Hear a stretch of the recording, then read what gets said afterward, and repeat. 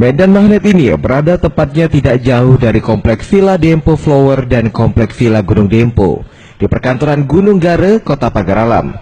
Lokasi ini secara tidak sengaja ditemukan oleh salah seorang pegawai negeri di lingkungan pemerintah Kota Pagar Alam.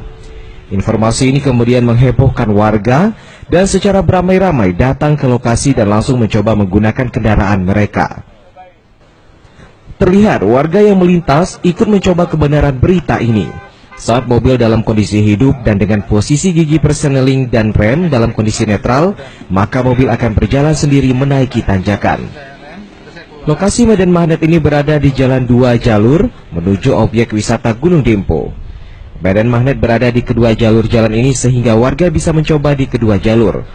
Warga mengaku sangat heran dengan kondisi ini, namun warga juga penasaran dan setiap hari selalu ramai yang mencoba.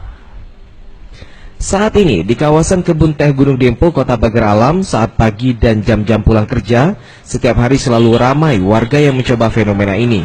Bahkan warga setempat memberi nama lokasi ini sebagai Dempo Magnet. Zulfikri, Sriwijaya TV.